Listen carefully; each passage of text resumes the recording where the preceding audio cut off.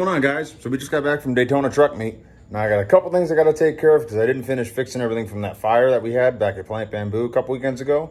So I got a little bit of buttoning up to do, and then we're getting geared up for our next event. So our next event, as I've been telling y'all, is the Sarasota Offshore boat races. And this year it's going to be super bitching because Kirk, the hyena, is actually racing one of the boats. So we'll be down there all weekend long showing our support for him. We'll be at the Powerboats by the park. We're going to have the Killin tent all set up where we sell all like shirts, hats, stickers, all that good stuff. And then Friday night, we're going to be at the block party. And basically what they do is they take all the race boats, trailer them downtown Sarasota, and put them on display for everybody to check them out. So that kind of got us thinking. We're going to have the Killin logo on the side of the race boat. But you know what would be really killing it? What if we hauled the race boat downtown with the monster truck? Now that would be killing it. Which leads me to our next little project. It's actually a project we started like a year ago, and then I got mothballed for a little while because we didn't really have a use for it. Check this thing out. Now that is a Killin hitch if I've ever seen one. Now it's roughly about a 48-inch drop, but I think it'll do the trick. So what the game plan here is, we got a little bit more fab work to do to it, but then we're gonna use this to actually tow the race boat that Kirk's gonna be driving downtown for the Sarasota block party. So I gotta figure out how I'm gonna do the trailer lights. Obviously our trailer light connection is way up here. It still works and everything, but I've gotta get power all the way down here to be able to work the trailer lights on the race boat trailer. And then I still need to come up with some kind of a way to be able to put a trailer ball on here. The mad scientist is actually figuring it out for us. I think he's going to make it all the way out of aluminum. Then we're just going to use a standard 2 5/16 inch ball. And it should go right on the aluminum block that he's going to machine up that'll fit right in these little adjustments. And then I got one other really cool idea that I actually thought of yesterday. So I'm sure you all have heard of bulletproof hitches. Very good friends of ours. They actually hook us up with all kinds of neat stuff for the truck. Like our super badass tow points that we got. Now, the mad scientist did actually make these, but we got these blocks originally from Bulletproof Hitches. That's where I get all my shackles from. That's where I get my hitch from that's on my dually that I haul this truck around with. And they're actually getting ready to get into gooseneck hitches as well. So I'm going to be putting one of those in the dually too for when we're hauling the gooseneck with the mega truck on it. But anyways, they offer this option on all their hitches called stabilizer bars. They're frame-mounted stabilizer bars, I'm pretty sure what they call it. Well, they look really awesome and they serve a function. They keep your hitch nice and straight. They take that little bit of wobble and that shake out of it. But I think it'd be super awesome. What if we put those on the Killin drop hitch? Of course, it's a great idea. So I just got off work. Now we're headed over to Bulletproof Hitches. And Phil's gonna hook us up with some of those brackets so we can make these support bars a reality. Yeah, buddy.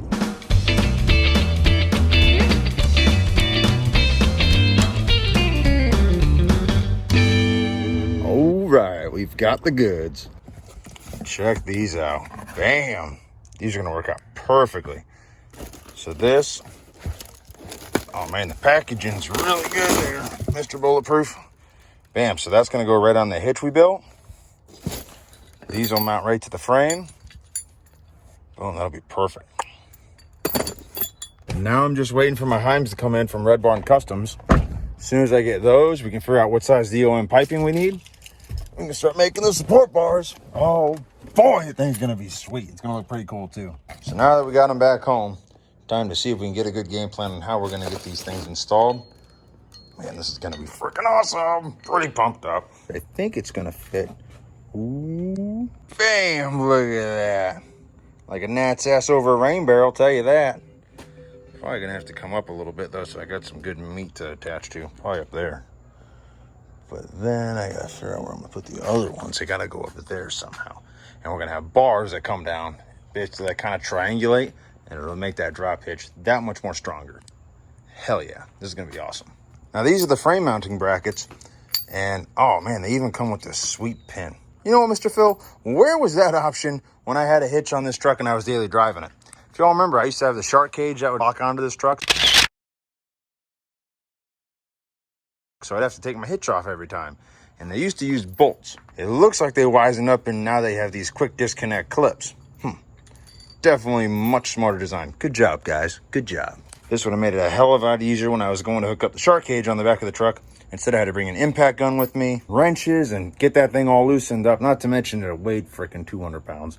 But, well, regardless. Moving forward. Moving on. So I want to wait until the Heims come in. As soon as those get here, then I can double check, make sure none of the angles are goofy and nothing really looks fishy. But then after that, I'll just have to get some DOM pipe. We'll cut it to size. We'll have to put the bungs in, get them welded up. I don't think I'm gonna have enough time to get it powder coated by Mikey's Custom Coatings. Does all of our powder coating work. That's right, guy kills it for sure. I do have my truck color paint, So I'll be able to go ahead and paint them so they will match the truck. And then eventually we'll get Mikey to sandblast them and powder coat them to match everything else. But God, that's gonna look sweet with those big old strut bars on it. Look at that drop hitch. That is a man hitch right there, tell you that. Think anything else would be considered killing it? I think not. But other than that, I think the truck's good to go. Oh, and I still gotta mess with the radio. So something happened with that engine fire situation. I don't know if it was from the actual engine fire or if it was from when we killed the batteries because I accidentally left the lights on after all that happened. Something goofed up though inside the dash, and my stereo is staying on all the time. Usually it'll turn off whenever I turn the key off, but no, it's staying on indefinitely. And if I'm not paying attention and I don't go through and like manually shut it off, it'll drain the batteries. I'm thinking what's going on though is Ryan over at SRQ Customs had specially wired my radio in this truck to where not only does it work off the ignition, but you can also just flip an accessory switch and it will bypass the ignition and turn the radio on for situations like when we're at Daytona and we want to play the radio all day long, but I don't want to have the truck sitting in idle and I don't have my fuel pump running and so on and so forth. So I'm thinking one of those relays might have taken a dump. So I'm going to pull that dash apart next, see if I can replace that relay, and that should correct that issue, I'm hoping. Fingers crossed. Well, figures, it's freaking raining, so got to lock myself here in the mega truck. But I started taking the dash all apart, and I'm thinking it's actually going to be that easy. So just to show y'all exactly what the problem is. See how I don't have the ignition, the key's not even in the truck. Boom. All of a sudden, my freaking radio just comes on all by itself. So what sucks here is I got to remember to hit this, hit that, and hit that, which isn't a real big deal. But if any of y'all know me, I like to party. When I like to party, I forget stupid stuff like that. And I guarantee I'll leave that radio on and my batteries will be deader than hell when I go to move the truck again. So I think I found the problem. I think it's actually, I'm hoping that this relay right here has just gone bad and it's sticking open. So I've got a replacement, ta-da, right here. So I'm gonna go ahead and swap that relay out and hopefully that'll fix it. Well, relays are all replaced and stereo's operating perfectly. Sweet. Now you can't tow a trailer without having trailer lights. So I still have the factory connection for the trailer plug hookup on the mega truck. So I went ahead and bought this little extension right here. Boom. So that'll plug right into my trailer connection. And then it just came with all the wires on the end. So I'm actually wiring in a female plug to it. I can put a 7-way, a 4-way, a 5-way flat, pretty much whatever connection I need will just plug right into this little housing like you would have on the end of a truck. So I gotta go wire each of these wires to this little connector that goes inside here. Bam. Then we'll be ready to go. Be able to plug trailer lights in too. Be looking pretty official. We are that much closer to being able to tow trailers with the mega truck. Yeah, brother. Tell me that's not killing it. I'm telling you, life's all about timing. Just got that done and bam, look what we got here. We got our Heims from Red Barn Customs. Bam. Those are for those support bars I was talking about earlier. So let me show you what the game plan is here. It's gonna be freaking sweet. So I'm gonna drill a couple holes in the frame right there. We're gonna hold that bracket in there, that quick disconnect pin.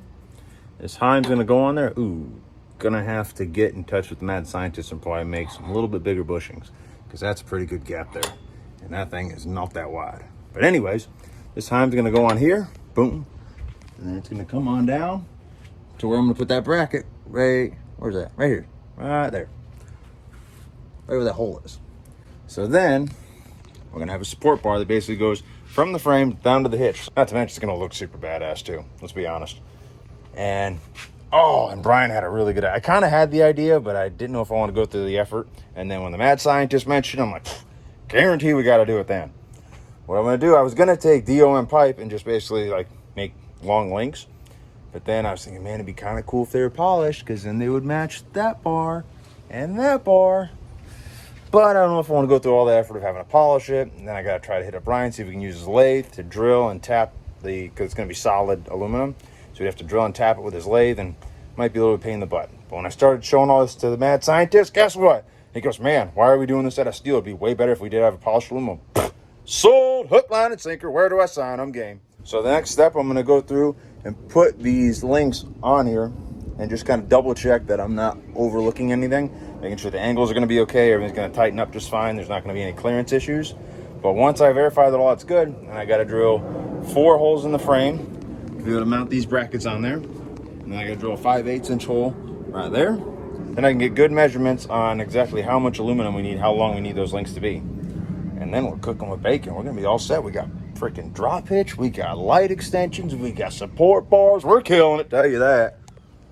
All right, guys, sorry, it's taking a little second to get this all set up. But the mad scientist always tells me it's a good idea to mock everything up as best you possibly can before you go to cutting and drilling. So that's what I did. Check this out. It's really cool. I'm pretty excited. Fire it up. Bam. So this is what we're going to be working with. That's just conduit right now, obviously, but we're going to remake it out of the same material that we've got here. 1 3/4 solid aluminum. And then we're going to use Brian's lathe to tap each side of it so we can thread these heims right on in. But that's basically the gist of what we're going for. So I got my pilot holes drilled. Boom, right there and right there. I did them from the back side so that I have them in the exact right spot. But, so, yeah. So now that they're drilled, check this out. I'm gonna show you a really cool tool that I just got at my shop. Oh, excuse me. My employees actually talked me into getting it. I didn't even know this thing existed, but check this out. So it's made by DeWalt, and it is a really, really sweet piece of machinery. Let me explain what we got going on here. So what this thing is basically a portable drill press. So, yeah, okay. So right here, obviously you got your drill, and then here is the base, and it's magnetized. So to turn on this red button, and it magnetizes this base and it'll stick it to any kind of steel base that you're trying to drill into. Then you just push on this green button, and then it will turn on the drill, and it's basically like a portable drill press. So you got different handles that screw right onto here. Kind of hard to do this the way I'm doing it. I'm sure there's an easier way, but you screw this onto here, bam. And then it's a portable drill press. Makes it so much easier. So when you're drilling holes in frames or any kind of real thick metal, any of you guys that have screwed with a 110 drill before, one of those big heavy dogs, if you're doing a bigger drill bit, as soon as you get it going, if it bites a little bit too much, or you're pushing a little too hard and it really bites and gets in, it'll sit there and rip that drill right around and freaking break your wrist. And it sucks. I've almost busted my hand up like hundreds of times screwing with stuff like this. Well, this drill press eliminates all of that. So I'm gonna get all set up and I'll show you a little more how it works. All right, guys. So now that I got it up there, definitely can't film and put it up there. It's way too heavy. This thing probably weighs like 40 pounds. But you get it up, lined up with exactly where you want. So I just had this kind of protruding out just a little bit, but I got it to line right up with my pilot hole there. And you just turn on that switch, like I said, and bam, drill press is like mounted right to the truck. So now it's like easy as pie to drill a hole. All you gotta do, make sure you don't hit the button that turns off the magnet. That would really suck, because then this heavy ass drill just falls right down the ground and hits your foot. It's not a good day. But you just go and just back it off the hole just a little bit, turn it on. Boom. All you gotta do is turn this handle. And we're drilling. It's nice and true and straight. Yeah. Every now and then you want to spray it with a little bit of cutting oil.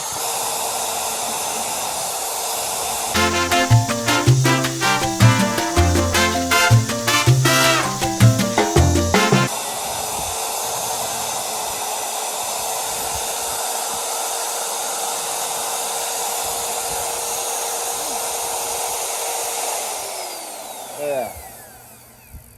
Freaking one-handed just drilled a 1/2-inch hole through, man, it's thicker than 1/4 inch. It's like 3/8 inch material. Bam! How sick is that? So much easier. Now you just got to clean up this little bit of chips. You start to collect a bit of them because of the magnet. But boom, get those out of there. Now you just got to flip the switch. Look at this.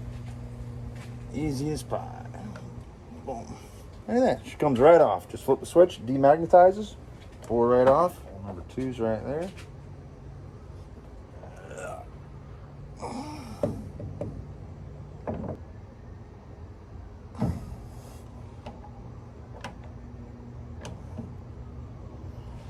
So I usually make it a habit, once I get it locked onto the truck or whatever it is that I'm drilling, you just go and kind of set the bit into the hole and see if it walks its way out anywhere. Like, it looks like right now it's going up a little bit, so that you can actually, if you hit it, you can get it to shift a little bit. I mean, the magnet still obviously is plenty enough to go ahead and drill the hole, but you can go ahead and get it to shift a little bit, so you want to get it as straight as possible.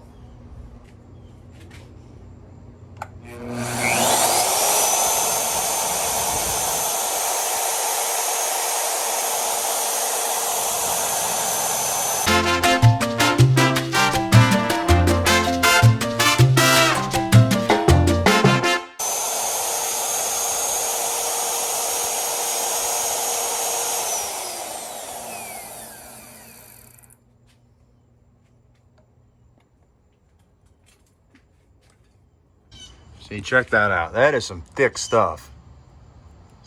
That stuff is super hardcore, but drilled right through it without a problem, and everything's nice and straight and true. So I can go ahead and get this first bracket bolted on. Okay guys, quick little update. So now we got that bracket on. Just got done drilling that one. Bam. So they're good to go. So pretty sweet. They're like up there kind of like concealed in a way. So whenever I don't have this hitch on, it's not like I'm gonna have some big chunky thing on the back of the truck. So pretty sweet. I just pull the pins out and you'll have these little brackets. You wouldn't even notice them if you didn't know they were there. So, oh boy, it's like Christmas time every time the mad scientist tells me to come over to his shop. I'm pretty sure he's got the support bars done for the super badass, super killing it drop hitch. And he's got some misalignment spacers so that the heims will line up perfectly in each of those brackets that I got from Bulletproof. Ooh, pumped up. Can't wait to see this stuff. It's going to be freaking awesome. Make you want to talk in the voice. It's going to be great. Correction, it's going to be huge. Just got back from the mad scientist shop, and guess what? Oh, he freaking delivered again. Check these out. Boom. If we're going to tow a race boat in the Sarasota offshore boat races, these are the links that are going to pull us there. Tell you that. Look at how freaking girthy these things are. That is a link bar.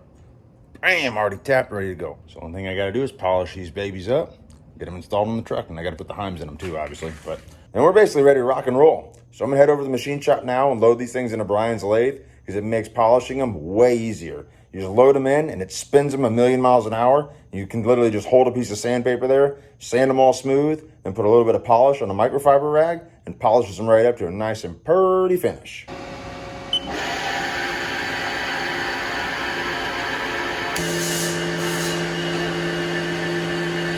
And just like that, they're all polished up, ready to rock and roll. So I just got back from the machine shop. I picked up those links. Well, already had the links. Polished those links. And then I got all these alignment spacers that we're going to need in order for the heims to fit properly in those brackets that we got from Bulletproof Hitches. So, ready to rock and roll. So I got to thread the heims into those links, get them installed on the hitch, the misalignment spacers, and then we're ready to rock and roll. Probably going to give the truck a quick wash because it's got a little dirty from sitting outside for the past 2 weeks since Daytona. But actually, has it only been a week? No, it's been 2 weeks. But then after that, it's time to go pull some race boats, baby, with the damn Killin it mega truck. Oh, it's going to be awesome. Definitely going to be killing it. Yeah. Pretty excited. It's going to be sweet. Wait till that thing's pulling a freaking race boat. God, it's going to be cool as hell. Cannot freaking wait. It's going to be awesome. All right, guys. This is pretty freaking cool. Just got the link bars installed on the hitch. Ready to see something amazing? Look at that. Damn, that thing's cool. It's got the quick disconnects in there. Boom. Look at that. That is fucking real deal right there. That is the real freaking deal. And then I got my extension. So I can plug in trailer lights. Boom. Reach right on down. Hell yeah. Couple more little details we got to do. Then I can get it loaded up, get it over for the Powerboats by the park, so we're good to go for the block party tomorrow. But it's freaking raining. Now most people would be a negative Nancy and say, oh, can't work on my truck. You know what I think? Tell you what I think. I think there's a great opportunity to wash a truck. Yeah, buddy. And if I really want to get positive, I don't have to worry about it drying in the hot Florida sun. I can sit there and scrub it up, and Mother Nature's going to rinse it off for me. I'm actually going to save on the water bill. Oh, yeah. So, time to get to scrub it up. And just like that, she's all clean and rinse for free. Looking sweet as can be. You'll see. So now that everything's operational, just got to get old girl on the trailer. And we're ready to head on over to the Powerboats by the park and get her unloaded. Tomorrow, time to tow some race boats with a monster truck. Hoorah! Tell you what. All right, y'all, you ready to see something really cool only 3 people ever seen in their lifetime? Boom. Behold the Killin it drop hitch. 48-inch drop. Boom, 2 5/16 ball. And I can switch out to a 2-inch ball. Thing is super killing it. Them custom badges. Real deal. If y'all enjoyed the video, subscribe to our channel. Hit that button right there. While you're at it, hit the like button at the bottom of your screen. You can also check out our website, killin'itlifestyle.com. There you can follow the Killin it crew and order your own apparel so everyone will know you're super killing it.